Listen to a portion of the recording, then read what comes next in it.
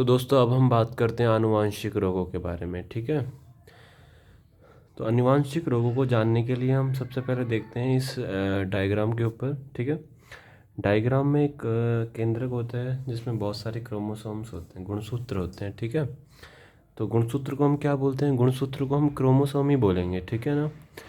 तो अब इनकी संख्या कैसे होती है? 46 होती है इनकी संख्या, 46। ठीक है, अब 46 इनकी संख्या है। अभी पेयर में इनको आधा आधा डिवाइड कर लेते हैं हम, 23 पेयर्स और 23 पेयर्स। ठीक है, तो जो 23 पेयर्स हैं और ये इनको आधा आधा कर लेंगे तो 23 हो जाएंगे। अब इनको किस तरीके से डिवाइडेशन किया गया है अब हम आपको बताते हैं। देखिए, 44 प्लस एक्स एक्स और 44 प्लस एक्स वाई। जो एक्स और एक्स होता है वो होता है फीमेल के अंदर। ठीक है, आपको रट्टे मारने हैं, आपको प्री के हिसाब से करना है तो आपको रट्टे मारने पड़ेंगे, मेंस के हिसाब से करना है तो भी आपको रट्टे मारने पड़ेंगे आर एस के मामले में। और जो एक्स वाई होता है वो होता है मेल के अंदर। ठीक है, अभी 46 में से हम इनको देखते हैं कि कैसे निकाला है हमने इनको। देखो, तो जो ये 46 में से 44 हमने समझात गुणसूत्र लिए और इसमें दो हमने लिए लिंग गुणसूत्र। ठीक है, सेक्स क्रोमोसोम। ठीक है, अब इसके बाद हम क्या करते हैं, जो ये 44 है ये भी डिवाइड होता है 22 पेयर में। ठीक है ना, और जो ये दो पेयर हैं इनको एक्स वाई या एक्स एक्स फीमेल में हम इसको डिवाइड कर देंगे। ठीक है, अब इसके बाद क्या करेंगे? अब हम इसके बाद हम एक बहुत अच्छी चीज़ देखेंगे।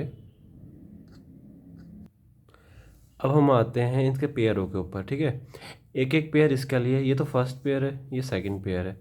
अब 22 तक ऐसे ही चलते रहना है गिनती तक। ठीक है, अब जो ये तो है समजात गुणसूत्र जो 1 से 22 तक है।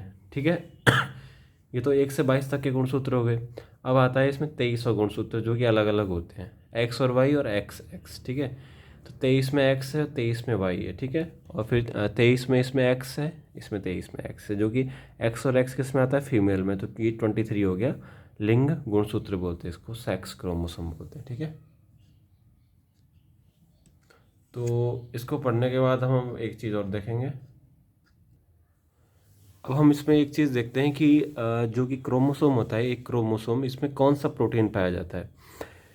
इसमें हिस्टोन प्रोटीन पाया जाता है। ठीक है, हिस्टोन प्रोटीन ये रहा, इसमें ये बिंदी डॉट डॉट डॉट में पाया जाता है, ये क्रोमोसोम है। ठीक है, गुणसूत्र। और फिर इसके बाद इस अगले डायग्राम पे आते हैं। इस डायग्राम में हम सबसे पहले एक चीज़ बोलते हैं कि हम इसको क्या बोलेंगे कि ये क्रोमोसोम के इसमें टुकड़े हैं, होते हैं बहुत सारे। इस क्वेश्चन को याद रखना, आईएएस में आया हुआ क्वेश्चन है कि हिस्टोन प्रोटीन किस में पाया जाता है। ठीक है, गुणसूत्र क्रोमोसोम में पाया जाता है। ये क्रोमोसोम का टुकड़ा होता है, पार्ट होता है। ये क्रोमोसोम के टुकड़े हैं और ये इसके अंदर जीन्स हैं। ठीक है, लक्षण उत्पन्न करते हैं। एक जीन बराबर एक लक्षण होता है। कैसे होता है एक जीन बराबर एक लक्षण? ये होता है। ठीक है ना। अब आते हैं जीन। जीन और भी इसमें डॉट डॉट संख्याओं में होते हैं। ठीक है, अब सबसे पहले हम एक पेयर को लेंगे, वन वन पेयर को ले लिया। इसमें ये क्रोमोसोम का टुकड़ा हो गया, ये जीन हो गए। ठीक है, अब क्रोमोसोम और जीन मिलकर इसका एक पेयर पता है क्या बनाएगा? ये अकेला जीन नहीं बना सकता। क्रोमोसोम का एक टुकड़ा और ये जीन का टुकड़ा मिलकर क्या बनाएगा? एक पेयर जीन बनाते हैं ये। ठीक है, एक पेयर जीन बनाते हैं, एक लक्षण क्रोमोसोम और एक जीन। ये तो गलत हो जाएगा, लेकिन अकेला ये क्रोमोसोम नहीं बना सकता, इसमें जीन भी होगा। एक पेयर जीन होता है इसमें पूरा का पूरा। ठीक है, समझ नहीं आ रहा इसको डिस्क्राइब कर दूंगा अगले में, अभी तो रटने का है। ठीक है ना बंधुओं।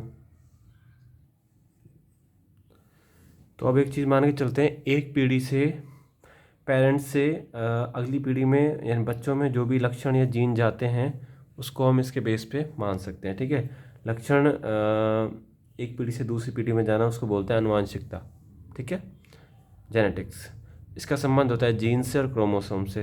तो हम दो रोग याद करते हैं, एक तो जीन का क्रोमोसोम जेनेटिक्स में बदलाव होता है, एक होता है जेनेटिक्स आनुवांशिक रोग रोग होता है, सेकंड टाइप्स होता है। अब सबसे पहले हम पढ़ेंगे जीन में चेंज के कारण होने वाले आनुवांशिक रोग और क्रोमोसोम में चेंज के आधार पर होने वाले रोग। ठीक है, तो अभी हम आप इस चीज़ को दिखाते हैं हम आपको।